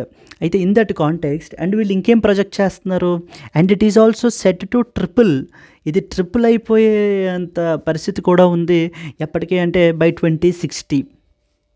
సో ఇంత ప్లాస్టిక్ వేస్ట్ మనకేంటంటే 353 million tons plastic waste globally మనం అయితే జనరేట్ చేస్తున్నాము. And it is even set to triple అనేటువంటి ఒక ప్రొజెక్షన్ని కూడా మనకి ఏంటంటే ఈ ఎడిటోరియల్లో ఆథర్ అయితే మెన్షన్ చేశారనమాట. So basically he's trying to set the context first. So దేని గురించి మాట్లాడుతున్నాము అన్నది. అయితే దెన్ ఈ పర్టికులర్ ఇంత ప్లాస్టిక్ వేస్ట్ అంతా కూడా ఏమవుతోంది అంటే ఎలా రకరకాలుగా ఇది అవుతుంది. ఈ పర్టికులర్ మొత్తం ప్లాస్టిక్ వేస్ట్ జనరేట్ అయిన దాంట్లో ఆథర్ ఏమంటున్నారంటే 9% అయితే కనుక రీసైకిల్ చేస్తున్నారంట. 9% ఆఫ్ దిస్ టోటల్ వేస్ట్ని రీసైకిల్ చేస్తున్నామంట. 50%ని we're burying under the layers of the earth like ల్యాండ్ ఫిల్స్గా మనం ఇచ్చేస్తున్నామంట. 19% అరౌండ్ 19%ని మనం బర్న్ చేసి డిస్ట్రాయ్ చేసేస్తున్నామంట. సో బేసికల్లీ దాన్ని మనం ఏమంటారంటే ఇన్సినరేటెడ్ అంటారు. సో డిస్ట్రాయింగ్ బై బర్నింగ్ అనమాట, డిస్ట్రాయింగ్ బై బర్నింగ్ ఓకేనా. అరౌండ్ 19%, అరౌండ్ 22% వచ్చేసి మనకి just disposed of in the uncontrolled sites, uncontrolled డంప్స్లో మనం ఏంటంటే కనుక డిస్పోజ్ ఆఫ్ చేసేస్తున్నామంటండి. So uncontrolled sites are basically డంప్స్లో మనం ఏంటంటే డిస్పోజ్ ఆఫ్ చేసేస్తున్నాం. ఫస్ట్ ఏం చెప్పారు, టోటల్ ప్లాస్టిక్ వేస్ట్ అసలు ప్రపంచం మొత్తంలో ఎంత జనరేట్ అవుతుందో చెప్తున్నారు. నెక్స్ట్ ప్రొజెక్షన్ ఎంత ఉందో చెప్తున్నారు.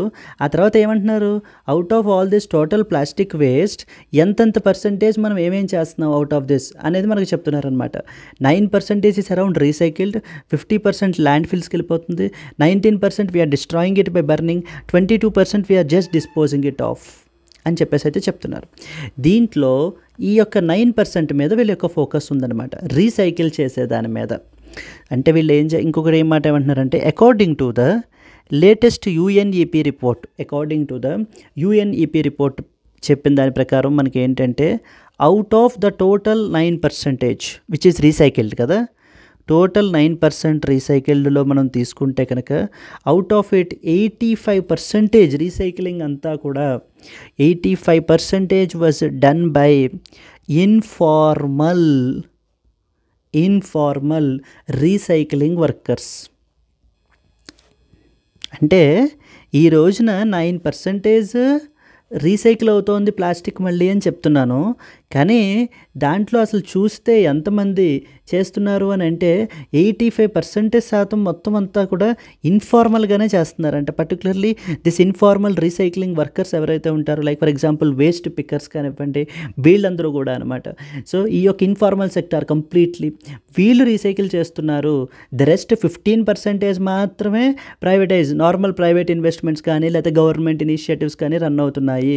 అంతే తప్ప మిగతా 85% కూడా ఈ ఇన్ఫార్మల్గా ఉన్న పీపులే చేస్తున్నారు, ఈ వర్కర్సే చేస్తున్నారు. కాబట్టి ఇప్పుడు ఈ ఆర్టికల్ అంతా దేని గురించి అంటే, మనం గ్లోబల్ ప్లాస్టిక్ ట్రీటీ గురించి మాట్లాడుకుంటున్నాం సరే, ఓకేనా. వీళ్ళని ద మెయిన్ పీపుల్ వీళ్ళని వీళ్ళ యొక్క వర్క్ని మనం గుర్తించాలి. వీళ్ళ యొక్క ఒపీనియన్స్, వీళ్ళ యొక్క పర్స్పెక్టివ్స్ని మనం తీసుకోవాలి. ఎందుకంటే వీళ్ళు ఆల్రెడీ ఎప్పటి నుంచో చేస్తున్నారు. So they are helping to the so ఈ యొక్క మున్సిపల్ కార్పొరేషన్స్ వాళ్ళకి, లేకపోతే కనుక సో ఈ మున్సిపల్ వీళ్ళు కదా టేక్ కేర్ తీసుకోవాల్సింది వాళ్ళని. నెక్స్ట్ వచ్చేసి ప్రొడ్యూసర్స్ కదా టేక్ కేర్ చేయాల్సింది. సో వాళ్ళకి ఎంతో హెల్ప్ చేస్తున్నారు వీళ్ళు తెలియకుండానే.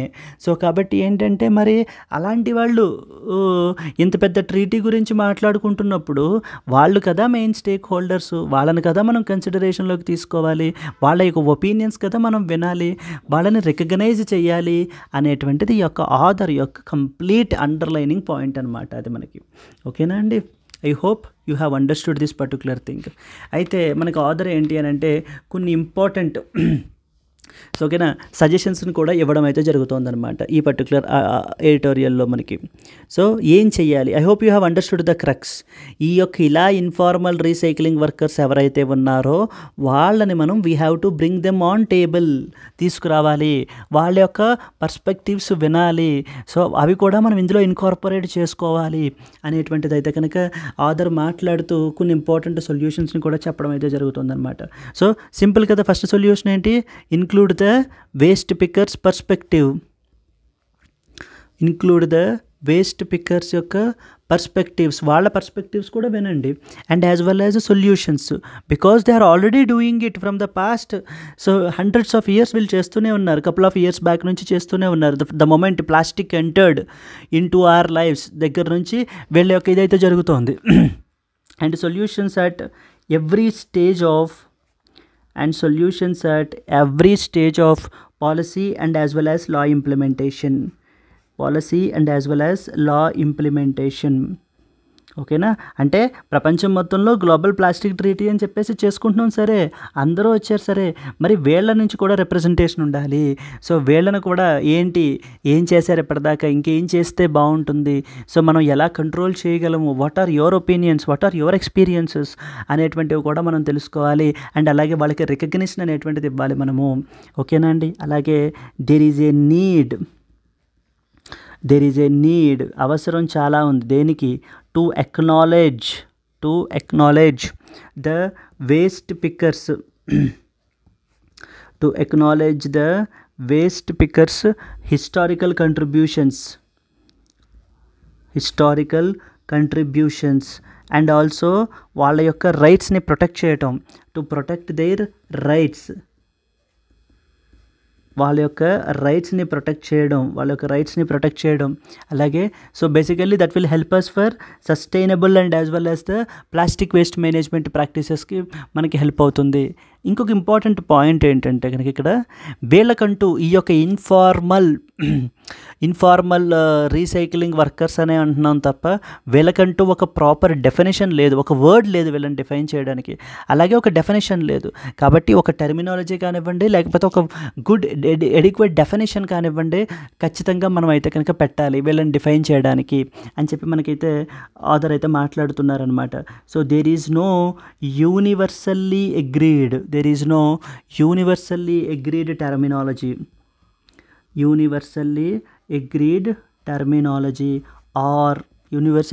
terminology or a formal definition. ఇంకా సింపుల్గా చెప్పాలి అని అంటే ఏ ఫార్మల్ డెఫినేషన్ లేదు ఇక్కడ. హూ ఆర్ దే అనగానే ఒక డెఫినేషన్ ఉండాలి, ఒక కాంక్రీట్ డెఫినేషన్ ఉండాలన్నమాట of the informal sector and it's work force. So కాబట్టి there is a dire need that you need to giving them the definition. So clarifying these definitions is the need of the hour అని చెప్పేసి మనకైతే ఇక్కడ point out చేస్తున్నారు అనమాట. Clarifying these definitions is the need of the hour అని చెప్పేసి మనకైతే కనుక ఆథర్ అయితే ఇక్కడ మాట్లాడుతూ ఉన్నారు. That was a third important point that you need to know about. So ఇంకేం మాట్లాడుతున్నారంటే ఎస్, సో ఇవన్నీ చేయడం వల్ల, సో ఓకేనా, these are some of the important things. Finally if you can conclude by incorporating the, so ఓకేనా, ఇవన్నీ incorporate చేసుకుంటే, ఇందాక చెప్పినటువంటి సొల్యూషన్స్ అన్నిటినీ కూడా ఇన్కార్పొరేట్ చేసుకుంటే కనుక, సో వాళ్ళ యొక్క పర్స్పెక్టివ్స్ అన్నీ కూడా మనం తీసుకున్నట్లయితే కనుక, by incorporating their perspectives,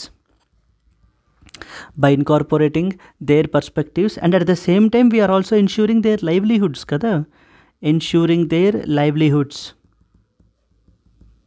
and ensuring their livelihoods, okay na, and ensuring that their livelihoods are protected, and ensuring that their livelihoods are, okay na, so by incorporating their perspectives and ensuring that their livelihoods are protected, so the global plastic treaty మనం ఇప్పుడు ఏదైతే sign చేస్తున్నామో, that global plastic treaty, ఓకేనా, the global plastic treaty అనేటువంటిది, so మనకి ఏంటి అని అంటే it can embody the social justice and as well as equity. అంటే వీళ్ళను కూడా ఆన్ బోర్డ్ తీసుకోగలిగితే కనుక ఇదేంటి అని అంటే కనుక, అండ్ ఈక్విటీ ప్రిన్సిపల్స్ని మనం ఏంటి అని అంటే ప్రొటెక్ట్ చేసినట్టు అవుతుంది. So that we will leave no one behind అవుతుంది అని చెప్పేసి మనకి ఏంటంటే ఆథర్ ఫైనల్ కన్క్లూడింగ్ పాయింట్ చెప్తున్నారనమాట. వీళ్ళకంటూ ఒక ఫార్మల్ డెఫినేషన్ లేదు, సో దయచేసి ఆ డెఫినేషన్ పెట్టండి. నెక్స్ట్ వచ్చేసి, సో వాళ్ళ యొక్క హిస్టారికల్ కంట్రిబ్యూషన్స్ని, వాళ్ళ యొక్క రైట్స్ని ప్రొటెక్ట్ చేసేటువంటి బాధ్యత ఇప్పుడు ఉంది మనకి. నెక్స్ట్ వచ్చేసి, సో ఈ include the waste pickers and solutions, their perspectives and solutions at every stage of the policy and the law implementation. ఇవన్నీ చేసినట్లయితే కనుక మనకి, so then definitely they will be also be on board. And ఈ యొక్క global plastic treaty ఏదైతే మనం negotiations చేస్తున్నామో అది ఓవరాల్గా హోలిస్టిక్గా ఉంటుంది, by taking all stakeholders into consideration అనేటువంటిది అవుతుంది. అంతే తప్ప, సో ద మెయిన్ రీసైక్లింగ్లో 85% ఆఫ్ ద పోర్షన్ని వీళ్ళే చేస్తున్న వాళ్ళని విడిచిపెట్టేసి మనమే ట్రీటీ చేసుకోవడం అనేటువంటిది కరెక్ట్ కాదు. వాళ్ళు కూడా their voice should also be represented, their experiences should also be counted, so then their rights should be recognised and protected అనమాట అని చెప్పి మనకి ఏంటంటే ఆథర్ ఈ పర్టికులర్ ఆర్టికల్లో మనకి రీమౌల్డింగ్ ద గ్లోబల్ ప్లాస్టిక్ ట్రీటీ అని చెప్పేసి అయితే మాట్లాడుతున్నారు. I hope it is clear. ఈ పాయింట్స్ అయితే మీకు అర్థమయ్యాయని నేను అనుకుంటున్నానండి, ఓకేనా. దెన్ నెక్స్ట్ వచ్చేసి ఏంటంటే ఈ పర్టికులర్ ఎడిటోరియల్ మీద you can expect A question like this: discuss the significance of the global plastic treaty in addressing the plastic pollution. How can an inclusive approach involving the various stakeholders enhance its effectiveness? So మొత్తం మిగతా ఉన్నటువంటి అందరినీ కూడా include చేసుకోగలిగితే కనుక అది దాని యొక్క ఆ పర్టికులర్ ట్రీట్ యొక్క ఎఫెక్టివ్నెస్ని ఎలా పెంచుతుంది is basically the question friends. మనకి ఇది write it in 250 words, GS paper 3 environment and as well as ఎకాలజీలో మనకి ఇది క్వశ్చన్ ఎక్స్పెక్ట్ చేయొచ్చు అనమాట మనము, ఓకేనా, బేస్డ్ ఆన్ దిస్ ఎడిటోరియల్. అలాగా మీకు ఏంటి అని అంటే మనం ఏంటంటే ఈ యొక్క ఎడిటోరియల్ ఇంపార్టెన్స్ని రికగ్నైజ్ చేసి we have launched this particular course called as the ultimate editorial based answer writing for UPSC అనేటువంటిది మనం లాంచ్ చేసాం అనమాట. ఈ పర్టికులర్ ఇనిషియేటివ్లో మనకి ఏంటంటే డైలీ ఒక క్వశ్చన్ అయితే మీకు ఎడిటోరియల్ బేస్డ్ మీద మీకు ఇవ్వబడుతుంది ఫ్రెండ్స్, ఓకేనా. ఈ ఫర్ ఎగ్జాంపుల్ ఈ క్వశ్చన్ చూసారా, ఇది మనం ఏంటంటే ఈ పర్టికులర్ ఎడిటోరియల్ ఈ పర్టికులర్ కోర్స్ నుంచి పిక్ చేసింది అనమాట. అండ్ అలాగే మీరు రాసినటువంటి ఆన్సర్ ఎప్పుడైతే అప్లోడ్ చేస్తారో your paper will be evaluated and A feedback will be given to you అనమాట. బికాస్ ఎవాల్యుయేషన్ అండ్ ఫీడ్బ్యాక్ రాయడం ఎంత ఇంపార్టెంటో రాసిన దాన్ని ఎవాల్యుయేట్ చేసి ఫీడ్బ్యాక్ తీసుకుని వాటిని మళ్ళీ నెక్స్ట్ దానికి ఇంప్రూవ్ చేసుకోవడం. ఒకవేళ మిస్టేక్స్ అయితే అవి మళ్ళీ చేయకుండా, ఒకవేళ పాజిటివ్స్ అయితే వాటిని ఇంకా స్ట్రెంగ్తన్ చేసుకుంటూ మనం ముందుకు వెళ్ళాలి కదా. సో అందుకని చెప్పేసి మనం ఏంటంటే ఒక పేపర్ మీ పేపర్ని ఎవాల్యుయేట్ చేయడం జరుగుతుంది, ఫీడ్బ్యాక్ కూడా మీకు ఇవ్వడం జరుగుతుంది. దెన్ నెక్స్ట్ వచ్చేసి ఏంటి అని అంటే మీకు ఒక మోడల్ ఆన్సర్ని కూడా ఇవ్వబడుతుంది అనమాట. ఇచ్చినటువంటి క్వశ్చన్కి ఒక మోడల్ ఆన్సర్ని కూడా మీకు అయితే ఇవ్వబడడం జరుగుతుంది. ఇది ఫ్రెండ్స్ మనం ఏంటి అంటే this is what is the initiatives is all about. So this మనం 6 months వ్యాలిడిటీతో అయితే కనుక మనం రన్ చేస్తున్నాం. తీసుకోవాలనుకుంటే సో యూ కెన్ పే అట్లే for a very affordable price of 6,000 rupees. లేదు 1 year వ్యాలిడిటీ ఉండాలి అని అనుకుంటే కనుక 10,000 రూపీస్ అయితే కనుక మనం ఛార్జ్ చేస్తున్నాము. లైఫ్ టైం వ్యాలిడిటీ మీకు కేవలం 20,000 రూపీస్కి లైఫ్ టైం వ్యాలిడిటీ మీకు వచ్చేస్తుంది అనమాట. సో దట్ చూడండి, మీరు ఒక 1 year or 2 years మీరు కన్సిస్టెంట్గా మీరు ఏంటంటే ఎడిటోరియల్ బేస్డ్ మీద ఇలా ఒక ఆన్సర్ రాసి దాన్ని అప్లోడ్ చేసి ఫీడ్బ్యాక్ తీసుకుని పేపర్ని ఎవాల్యుయేట్ చేయించుకుని మోడల్ ఆన్సర్ తీసుకుని అప్పుడు ఆ మోడల్ ఆన్సర్ మనం రాసిన ఆన్సర్ మధ్య సిమిలారిటీస్ ఏంటి, ఎంత మనం దగ్గరగా రాస్తున్నాం మనము, సో మనం ఎలా రాయాలి అనేటువంటిది మీరు ప్రాక్టీస్ చేసినట్లయితే that will definitely enrich your preparation from the mains perspective అనమాట ఇది మీకు. ఓకేనండి. ఇన్ కేస్ ఈ ఇనిషియేటివ్ కానివ్వండి లేకపోతే ఇంకేమైనా ఇనిషియేటివ్స్ కానివ్వండి, బీట్ని current affairs initiative whatever this thing, మీకు ఈ పర్టికులర్ నెంబర్కి మీరు అయితే కనుక కాంటాక్ట్ చేయొచ్చు and you can clear all your doubts friends. So okay na, yes I hope this course is directly by the Suresh sir itself friends. ఈయనే మీకు ఏంటి అని అంటే కనుక పేపర్ క్వశ్చన్ ఇవ్వడము చేస్తారు, పేపర్ని అవాల్యుయేట్ చేస్తారు, మీకు ఫీడ్బ్యాక్ అనేటువంటిది ఇస్తారు, అలాగే మోడల్ ఆన్సర్ కూడా ఇస్తారన్నమాట. ఓకేనా. Yes. So this is what is this editorial is all about. Now coming to the today's question that you need to answer. The Senkaku Island dispute is often seen recently in the news. Is associated with which of the following countries? Japan and China A, B North Korea and South Korea, C United States and Iran, D Saudi Arabia and as well as Iran. ఈ యొక్క సెన్కాకు islands dispute అనేటువంటిది రీసెంట్గా న్యూస్లో ఉందంట. ఏ కంట్రీస్కి మధ్య ఈ dispute అయితే నడుస్తుంది అని చెప్పి క్వశ్చన్ అయితే కనుక ఇచ్చారు ఫ్రెండ్స్ మనకి ఇది. సో ఇఫ్ యూ రియల్లీ మీకు వీడియో నచ్చినట్లయితే కనుక ప్లీజ్ లైక్ ద వీడియో. ఓకేనా. నెక్స్ట్ వచ్చేసి ఏంటి అని అంటే కనుక మీకు ఒకవేళ ఆన్సర్ తెలిసినట్లయితే కనుక బై నౌ మీరు ఎక్కడ దాకా వినుంటే by now it is easy and answer మీ మైండ్లో ఆల్రెడీ వచ్చేసి ఉండాలి. But please comment it in the comment box as well, so that will be a boost up and encouragement for me that you are with me up till now. Okay na. సరే మరి అయితే that's it for today friends. రేపు మళ్ళీ tomorrow with the new news analysis we will come back in the next episode. Until then, bye bye, signing off, bye bye అండి.